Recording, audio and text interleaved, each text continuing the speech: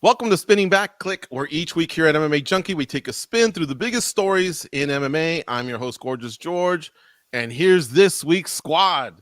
From the mean streets of Santa Ana, California, it's Goes from MMA Junkie Radio. The Boston shot caller is back. He's one of the top reporters in MMA, Nolan King. And of course, holding it down for us in Sofla for MMA Junkie always, it's Atletico Madrid's biggest fan, Danny Segura. Cold coffee on the ones and twos. Let's get to it, boys. All right. Magomed Ankalaev defeated Thiago Santos in the main event of UFC's Fight Night 203 card. It wasn't the most exciting fight, and MMA media and fans were not buzzing on social media. Though he did beat a former title contender, did Ankalaev's performance possibly hurt his immediate title aspirations? 4 minutes are on the clock. Nolan, get things started. Yeah, I mean, obviously, entertainment's part of the game. So we know the reality of the situation is that the UFC oftentimes puts guys in positions when they're, when they have some buzz about them, when they do something exciting, when they have a above and beyond sort of finish. And Magomed Ankalaev, I think, is one of the best light heavyweights in the world. He could be a future champion, but I think that his fight on Saturday night will end up making him have to take a little bit longer of a road to get that opportunity to prove to the world that he is the best 205-pounder. I mean, obviously very good. Looking at the scorecards, it was not, in the judges' eyes, a close fight. And so he's obviously going to take a step in the direction of the title, but I think he'll have to take one more fight beforehand just because of how that performance played out. Even if he had gotten Thiago Santos out of there, inside the distance, I think he would have done himself just such a service in order to get that title shot. But like I said, man, sometimes merit in being the best isn't what gets you in those opportunities when it comes to a fight promotion. I mean, entertainment is the name of the game, and I would have liked to see Ankalaev try to capitalize a little bit more, and try to really make a statement in that fight. But obviously a good fighter, as a hardcore, much respect to him for being able to go out there and do that, beat a former title challenger, but I just think he's going to have to fight at least once more. I can't disagree with Nolan King. Goes, what do you think, man? Like, did he, even though we know he's going upward, did he maybe cost himself that substitute spot on a future title shot, or just something that, again, gets him closer? I think it did hurt a little bit. I mean, there's a reason why everybody on Dana White's Contender Series, the winners, don't all get contracts, right? You have to look good at what you're doing. And I think on a card like that was actually pretty pleasing. I think a lot of people had a lot of fun. There were a lot of finishes, but that main event did kind of fall flat. And that's just kind of what dictates how that card comes off to people. So I think if you're a matchmaker, if you're Dana White, I don't know if you want to take that risk on a pay-per-view, on a title fight, if you're not going to get that return, right? Like we all know that it's very important the way you look and your finishes for you to climb up that ladder in the UFC. So you have to sell yourself. You have to sell yourself in the fight and post-fight. You got to call people out. So really the fans, they dictate a lot, and they have to want to watch you. And so, not just that, but Ankalaev's got to worry about people who are fighting after him, right? I mean, what have you done for me lately? That happens a lot in the UFC. And you never know. A guy like Alexander Rakic, right? He could be a thorn in his side. There are a lot of guys that I feel like are outside looking in, where a good performance might overtake that. They might shoot up in front of them. So, yeah, I do think it did hurt a little bit. Danny, he also mentioned that he wanted to go 25 minutes, and he accomplish that. Do you think he was maybe saving face a little, or is that valuable experience that'll serve him going forward? Oh, it is. Look, I don't think the win here earned him a title shot. I don't think you can be thrusted into a title fight unless there's any crazy conditions such as injury or anything like that. But yeah, I don't think he earned a title shot here. But as far as did it hurt? No, I don't think it can possibly hurt. I mean, you went 5 rounds. You won a decision against a former title challenger, a top contender in Thiago Santos. And that goes on your record. That is a W. If we're looking, I don't know, a fight or two down the line, and we're looking to see if his resume merits for a title shot, we're going to see that win over Thiago Santos. And yes, it was a little boring, but it was by no means controversial. It wasn't a split decision. It wasn't something that kind of left people thinking, okay, maybe Santos won this fight. No, it was a fairly dominant decision despite it being boring. and it's still a win. It extended his winning streak to 8 in a row, which is something. And again, a victory over a former title challenger. So did it get him a title shot? No. But does it hurt? In no way it hurts his record in his career. You got the dub. Fair enough, guys. All right. Moving on here. Kayla Harrison officially re-signed with PFL. Let's hear your take. Do you love it or do you hate it? 4 minutes are on the clock. Goes. Get things started. I think if I'm Kayla, I love it. I think she's going to maximize her income here. I think it's going to increase her legend there in the PFL and amongst mixed martial arts. And let's be honest, money's a big deal. She's not just making $1 million. If you think that's all she's making, you're crazy. She's going to be making a lot more money. She's going to be kind of at home, right, with an organization that I think has treated her fairly well. Money is what these guys have been striving for. These guys and ladies, they've been striving to be financially set. And she's going to have that. She kind of already has it, but now it's going to be really cemented. Now, if you're a fight fan, I think you hate it because you want to see her fight the best. And I think there's a piece of Kayla Harrison that wants that as well, right? She's an Olympic gold medalist. That's a different breed of fighter. There's something within them that just strives to always be the best. And I know it probably bothers her that there's 2 other girls in 2 other organizations that probably have a claim to that as well. So I think legacy will come to play. I think it will bother Kayla for a little bit. But those fights, I think, will still be on the table. I know those 2 fighters are a little closer to hanging it up than we'd like. But I feel like right now, capitalize on that money, make that money. Those fights will come. And I think that next contract will probably have her fighting one of the 2. All right. Well, Danny, we also know that she's had an addition to her family. This wasn't just a decision for a single young lady. She wanted to think, obviously, of future generations, and apparently she banked some dough. You think maybe that also had something to do with it? Yeah, most definitely. And look, I'm happy for her because obviously she's getting a pretty lucrative deal. According to her manager, she's the highest paid female fighter today in mixed martial arts. We'll see how true that is, but I do think it has to be at least close or in the conversation. She's definitely getting a good amount of money with this deal at PFL. So on that end, it is nice.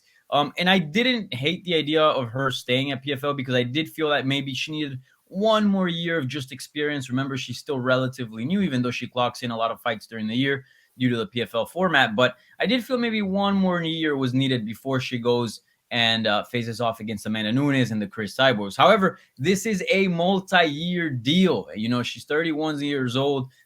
So that's not that big of a deal because she's going to be maybe 33 or so when she becomes a free agent next time. But what about Chris Cyborg? What about Amanda Nunes? They're going to be already in their mid to late 30s. So maybe those fights do escape, or at least one of those. So part of the fan in me is happy for Kayla, but at the same time, I do want to see her face against the best.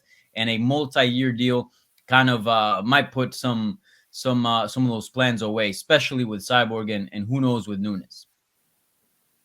Yes, I hope she winds up fighting one of the big 2 for sure before they retire. All right, Nolan King, what are your takes, man? Love it or hate it?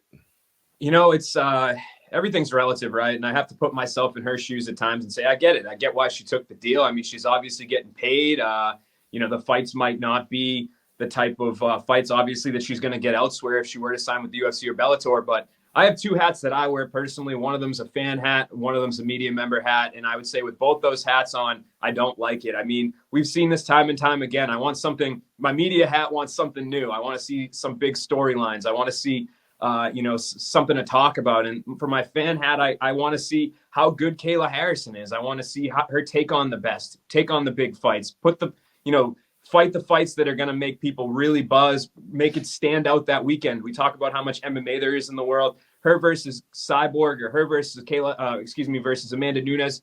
That would be the fight that everybody was talking about, regardless of what card it was on. So for me, I'm not a huge fan of it just because I feel like it's just a sidestep, something we've seen time and time again. But I also understand money talks and she's getting paid.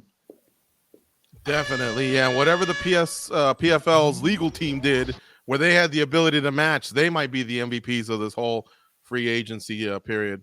All right, guys, moving on here. When aging title contenders like Thiago Santos, Marlon Moraes, or even going back to last week, Jorge Masvidal, when they lose a key fight, I wonder, are we too quick to dismiss them? Seems like many in MMA media, and especially the fans, they collectively quit on the fighters. Like, do we pull the trigger too soon, on these narratives that involve retirement and cutting them, promotions should cut them or cut ties or whatever, part ways. What do you think, guys? Is it too much? Danny, get things started. 4 minutes. I tend to think that generally MMA media is right. Maybe fans can be a little bit more harsh, but in general, like whenever MMA media collectively kind of puts a certain label on someone, such as Marlon Moraes or Thiago Santos or Jorge Masvidal, for the most part, they're generally right. Right? There's anomalies to the rules sometimes, and we see a guy like Glover Teixeira, get dismissed, and then all of a sudden becomes a contender, and then all of a sudden becomes champion, and kind of changes the course of the story. But we just got to look at the facts. I mean, all those guys are in their 30s. Some of them are even in their late 30s. Thiago Santos 38, Jorge Masvidal I think 37 or 38. Marlon Moraes on a 4-fight losing streak, and I think he's been stopped in every single fight of that losing streak. So you can't possibly look at all those factors and be like, oh no, guys, they're not done. They're not done. You just got to call it how it is. Now, can there be exceptions to the rule, like I mentioned with Glover Teixeira? Of course there can. But for the most part, I do think that the media generally gets it right. Of course, we do got to have a little asterisk there, a little save some room for the anomaly, for the things to change, for the sort of exceptions to the rule. It definitely can happen. But if you just look at the fact, certainly their careers paint a fairly grim picture if you're thinking about title contention again. So I don't think we're too quick to dismiss. I think in a few cases maybe, but generally it's usually warranted. All right. And Nolan, I want to get your thoughts as well. And also maybe adding, could it be that sometimes these finishes are so brutal that along with the way the sport's evolved and all the analysis and everything we've learned about TBI, sometimes we care too much about the fighters immediately after the fight. And that's why we express ourselves that way? Yeah, it's possible. I think honestly, the biggest thing is that not all losses are created equal, right? I think you really have to take into account looking at how these guys lose. I mean, if a guy goes out there and he loses a couple close split decisions or even 3 or 4 of them in a row, I don't think you can grant that the same as somebody that goes in there and gets crushed in a number of different fights and looks terrible. So I think that in MMA, we're starting to realize now that sometimes the longer road taken is the one that's better. I mean, we've seen it with numerous champions recently that have had up and down careers, but they've always moved. Like if you looked at a 5 or 6 fight stretch, they've always moved in the right direction. And I think that that's really what you have to look at here is, how are they looking in the long term, but the short term, right? So just like a longer period of time, 1 or 2 losses aren't going to define a fighter. But if a guy starts going downhill and trending downhill for 4 or 5 fights, even if they win, that's when you start to get concerned. And again, like I said, I think the brain damage, knockouts, those sort of things is when we can have those conversations. But, alternating wins and losses that are close split decisions and stuff, I think sometimes we can jump the gun a little bit, media fans, whatever you want to call it, on writing some of these guys off. All right, Goes, finish it off, man. What are your thoughts on this topic? Yeah, I think, yes and no. I think for the most part, we do get it right. I think who we're talking about here is MMA media and probably hardcore fans, right? They're the ones that voice their displeasure a little bit more than everyone else. But I think they do it because they've followed these fighters their whole career, right? They've seen them in the smaller shows, so they know what they've put into the sport and how much wear and tear is on their bodies, as opposed to a lot of the casual fans, when they just see them pop up in the UFC, they feel like that's their career. It's just a short career, however long it's been in the UFC. And so I don't know that, like, when a resurgence of a fighter happens, I don't know that it's so much that the fighters hit the fountain of youth or anything like that. Like, circumstances play a big role in this a lot. Like Glover Teixeira's circumstances played a big role in that. So if a guy you mentioned, Jorge Masvidal, I don't think people are saying that he doesn't have it. It's just when you look at the top 2 guys in the division, they're wrestling based, and he's admitted that he needs work there. He's not there yet. So I think it's very fair for people to say, hey, I think maybe title-wise, that time is over. So I get that. I mean, I think it's a little bit of both, but for the most part, I think we hold our own. Yeah, in this sport also, we got to remember, man, you can't do anything about it for 3 to 6 months most of the time. So it's not like, for example, basketball, 2 nights later, you can have a triple-double, and then everyone's off your ass. All right, guys, let's move on here. Henry Cejudo wants to get paid. We all know that. We've heard it. But if he were to agree with the terms that he wants with the UFC, do you want to necessarily see him as a featherweight versus Volkanovski going for that 4th title, or even the concession that he laid out? Hey, look, I'll fight Max Holloway. Or does he more belong in the bantamweight division where he left off, before he retired. 4 minutes on the clock. Nolan, get things started. Yeah, I mean, either option is pretty appealing to me. I think sometimes when we see these legends or champions, former champions, start to talk about coming out of retirement, it's because they left when they were, had some losses or they had some downs in their career. And for Henry, I mean, we don't even know what his peak is because he looked so good in those fights leading up to when he surprisingly ultimately retired. So I think either option, I would personally be excited. I'm kind of sick of hearing about it in general, like, just on, off, I don't really care to do that. I didn't like it when there was GSP conversation like that, but it is what it is. I mean, he's got to keep himself out there somehow. For me, if I had to choose one of those options, I would say featherweight. I think a new challenge, a fighter going for a third belt is something that would be very interesting to a lot of people. And I mean, it's kind of got a little bit of a fantasy matchmaker champion versus champion vibe. The guy that never lost at 135 pounds taking on maybe Alexander Volkanovski, the guy with the 145-pound belt. So technically, it's not a super fight, but I think fans would still kind of conceive it that way. I just don't want to hear about it anymore until we have pen hitting paper or somebody entering the USADA pool. But if Henry does jump back in, let's book him and Volkanovski or whoever holds the title at that time. I love it, man. The passion. Nolan even adding that it's making him cringe just hearing the words Henry Cejudo. All right, how about you, Goes? What are your takes here? Bantamweight, featherweight, what's the deal? I might be in the minority here, but I'd actually be more excited to see him fight as a bantamweight. I mean, let's not forget, this is a guy that actually competed at flyweight. He's a smaller guy, but I do think wherever the UFC were to bring him back would tell a lot. I think if they bring him back as a bantamweight, it's welcome back, Henry. If you bring him back as a featherweight, I think it's take that, Henry. I mean, those guys are pretty big at that point, and that might be tough. But, how do you count out Triple C? I say make him fight guys his own size. When you look at Triple C, I think one of the things that makes him real interesting is not just his ability inside the cage, but outside the cage. I think he does a great job at promoting. And I know that doesn't always transfer over in pay-per-views, but the guy's an Olympic gold medalist, the 2th division champ.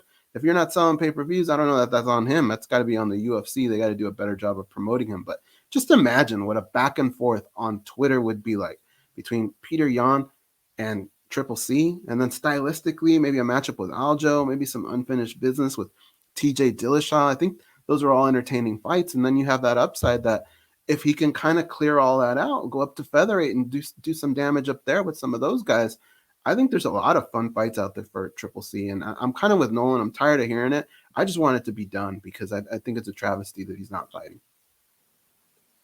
Yeah, I agree. And, now that I think about it, man, Peter Yan is a beast, and Aljamain Sterling's pretty big, too. Any of those guys standing next to Henry Cejudo just tower over him, but can't argue with the results that he's put out. Danny Segura, what are your thoughts, man, when he comes back? Because I got a feeling he's coming back. Where do you want to see him? First of all, I just want to see him back. I think I agree with Goes. Like he said, it's a travesty that he's not fighting because he's clearly in his prime. I mean, when he left the sport, he was 2-division champion, 125 and 135, and just completely running through his opposition. And it kind of just felt like we were entering his prime, and not only physically and skill-wise for what he was able to do inside of the octagon, but hate it or love the cringe. This character really, we only saw it for maybe 3 or 4 fights. I don't think it's probably like he's like the biggest pay-per-view sell, but he's certainly attracting a lot more eyeballs, whether you like him or hate him, with this new persona than he was prior to sort of becoming Triple C. So anyways, I just want to see him back. And as far as a specific weight class, I do like 135 a little bit better just because that division is super fun. He is not a big guy, so I don't think 145 he'll fare all that well, although I don't want to question a former 2-division champion and Olympic gold medal wrestler. But I do think he's better suited for 135 pounds. And the challenges there are just amazing. So, there's tons of good fights for him. And if he comes back, I do think he merits an immediate title shot at 135 because he was the champion and wasn't defeated, rather than skip the line at 145 where he has no work prior. Well, that title fight's coming up, and it's going to shake things up in the bantamweight division. I think the ship may have sailed on an immediate shot versus Volkanovski. He probably would have to work his way through. So, yeah, I think bantamweight makes more sense. All right, fellas, as we wind down here, man, last week, holy cow, Invicta FC on MMA Junkie. Love them on the website, by the way. But now one championship right behind them on Friday. Brave CF, Eagle FC, LFA, PFL, and the Challenger Series. All of them were in action in addition to the UFC and Bellator shows. Did we hit our limit, guys, in terms of MMA consumption? Because like Nolan said, we're also fans, right? We work, but we're fans. What did you watch? What draws you? And how can these promotions stand out to make sure that fans attend in person and watch from homes, since they're competing for all of these eyeballs? Goes, get things started, 4 minutes. I know I hit my limit, guys. This weekend, I could not believe how much MMA got trapped in my head. And you had college basketball tournaments, right? March Madness is going on. We're here in Vegas. It's nuts. So when you add that all together, I don't know how families do it. Luckily, you know, I don't think we all have kids here. We're all single guys. We can do it. But the UFC especially, they go deep. These cards are so deep that it requires an entire day of watching. And for us, it's like we don't just have to watch it. We have to record it all in our brains and analyze what the next step is. It is kind of a lot. You're asking a lot out of fight fans here in the MMA world. So if you're going to do that, I think we have a few demands that I think are kind of musts, really. And I think the first one is you got to have your fights have to mean something, right? The card, what does it do? What's going to happen going forward with your fighters? What does this fight mean? Why do I have to watch it? That's one. I think you got to stand out, right? Grand Prix season, you have to have some kind of hook. And then the pacing of your card, right? Like I don't want to be sitting around for 30 minutes waiting from fight to fight. Get one in, get the next one out. That I think can kind of kill your momentum, especially when you're watching card after card after card. And lastly, there's 7 days in a week. I don't want cards going head to head. I mean, that's torture. That's just too much. So don't forget, we're like a lot of us came from the boxing world. We're boxing fans too. There's so much to watch. There's TV shows. It's insane, guys. Throw in bare knuckle, pro wrestling, boxing, combat sports is, yeah, man, it's racking my brain. All right, what do you think? What do you think can draw people in so that their show stands out, Danny? Or go ahead. Yeah, you can do a bunch of various things, and I think promotions are trying it, right? Like Bellator has the Grand Prix format. Also, they do international shows, which give it a little bit of a different look. We got Eagle FC implementing 165. So, you know, I think all the promotions are kind of trying to do their best to stand out and sort of have a little bit of a different product, just to kind of reel the attention in of fans. Because as you mentioned, George, there's so many events, and it's just I do think there is oversaturation. It's just hard to consume all of it, and most of it is very good. And then you got social activities, you got families, you got so many other commitments outside of the MMA world. So you do have to start picking and choosing, and you might miss some stuff that you otherwise would consume if there wasn't so many other things going on. So I do think there is a little bit of, I wouldn't say a little bit, there's a lot of oversaturation in the MMA space.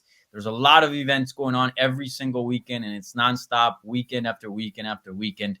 Maybe we feel it a little bit more because we just don't sit, in our couch and watch the fights, and we're done when the fights are done. Obviously, we're MMA media, so we're working prior to that and during and after. So maybe it's a little bit more demanding on us. But I do feel like there's too much out there, which makes it hard for the fans to consume everything. So we'll see where this leads to. I know some MMA junkies out there are super into this and loving it. I think it's certainly a great time to be an MMA fan. These are good problems per se. Like, you would rather have this than too little. But I do think we're hitting an oversaturation point in the sport.